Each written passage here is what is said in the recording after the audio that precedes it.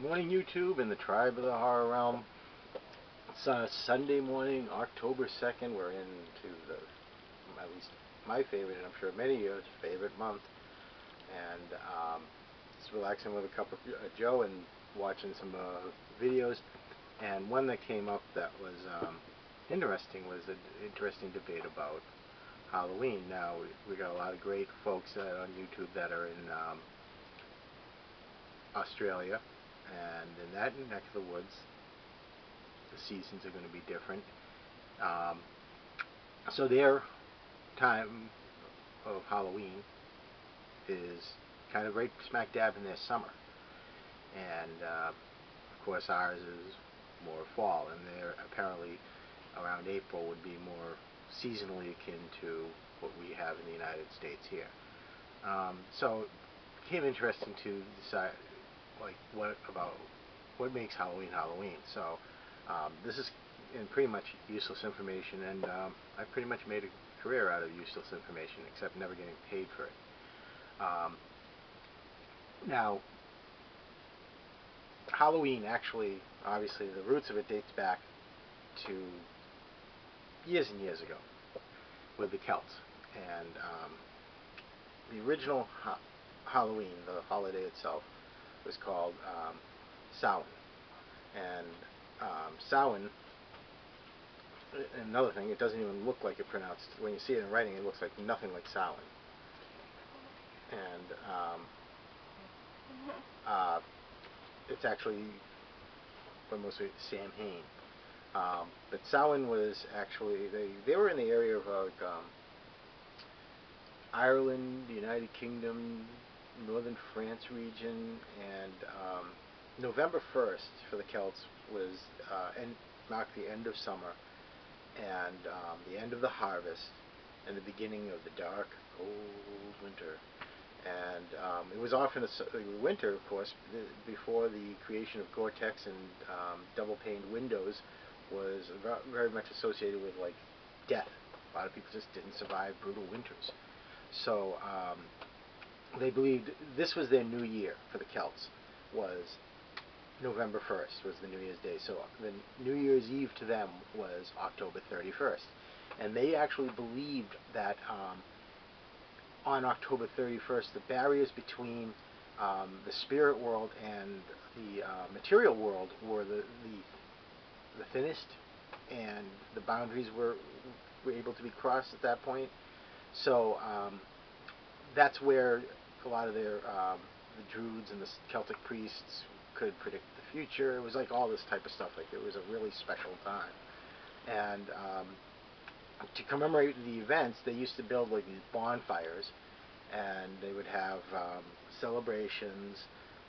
People would dress in like animal outfits and pelts, and at the end of the celebration, what they would do is all the participants would take some of the flame, some of the embers, and bring it home to their hearth fires, and they would take these and put them into their own home.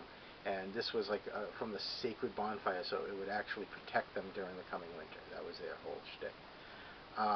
Now, as time went on, the Romans get involved in everything. They pretty much conquered the Celts, and they started to meld some of their festivals into the Celtic traditions. One of them was Feralia, I think it is, which was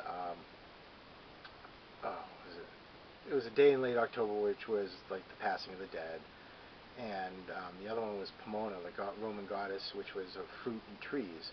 And her symbol was the apple, which probably is one of the reasons why you have bobbing for apples around that time for Halloween. Now, of course, the church gets involved. They love getting involved in everything.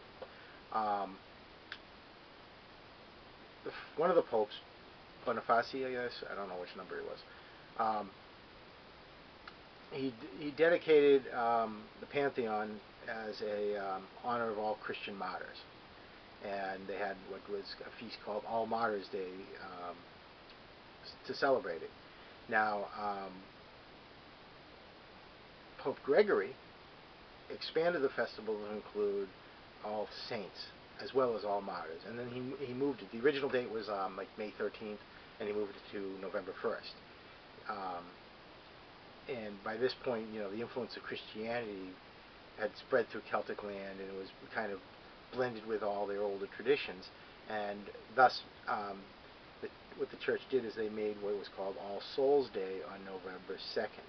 Now, of course, no, part of the reason behind that, it was a very similar celebration to Samhain, with bonfires, parades, dressing up and all, but they wanted this one to be a church-sanctioned holiday. Now, All Saints Day was also called All Hallows, or All Hallows Mass, which was from a Middle English word called All Hallow Messe, which means All Saints Day. And the night before, the tradition of the night of Samhain, they became All Hallows Eve, which was eventually Halloween. And of course, Halloween, when it came over to the United States, it was really prevalent on the New England area, the colonies, because of the Protestant religion. And they did play parties, and a lot to do with, there was a lot more, it was a lot more to do with, it had more of the religious overtones, as well as sociological overtones. Like a lot of girls would, this was supposed to be a mystical time that they would be able to know the identity of their future husband through different wacky old wives' tales and methods, whether it's looking in a mirror in the dark and turning to see the face of the person, or throwing chestnuts into a fire, and the one that, it's kind of blurred, it was like the one that didn't explode or pop but just burned to ashes would be the husband, because you would write the names on them. Tying yarn and stuff like that, it was always something to do with finding their future spouse. It was originally more of an adult holiday with parties, and even in the turn of the century, there was a lot to do. Like, you would get a lot of Halloween postcards. If you've ever seen the vintage ones, they're pretty cool. And then later on, it became more, it changed. Like the original ghosts that came during Halloween time were more friendly ghosts for families. The tradition of giving out candy was, back in the old days, they would set a place for departed family members. They would leave food out on the steps for them to take on their travel back to the spirit world. They would leave little lighted paths for them to get back to the spirit world. And it wasn't until years later that the ghosts, the spirits themselves, took on a more malevolent nature to them. Originally, there was a very more celebrated return of spirits and all, but so it really kind of has changed. Now, as far as how Halloween should be celebrated in Australia, I don't know, because I'm not there, so I have no stake in the matter whether it should be in April or whether it should be in October. I say split the difference, do it twice.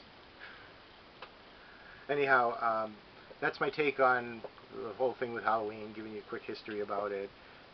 Obviously, you can probably find this out on the internet, reading books and all, but it's useless information that I know, because it's my favorite holiday. Ask me stuff about Easter and Christmas and all that, and I'll have more of a vague telling of it. But anyways, wishing everybody that celebrates Halloween. Oh, one other thing. The debate on, and this is what I like about YouTube, is most people agree it is a season. I get into this argument a lot of times that when I say Happy Halloween in October, people are like, no, it's one night. Well, so isn't Christmas. And they get affronted by that. But I point out, they don't show scary movies on TV only on one night through the whole month. They don't show it. They don't have haunted houses that you can go doing walkthroughs on one night. It's pretty much the whole month. And people don't decorate their homes and yards only one day. They do it the whole month, have it out the whole month. So it's very much like Christmas. It's a season. And why not? Because it is also the second biggest holiday um, in the United States as far as spending goes. And the only thing that it doesn't beat as far as purchasing for parties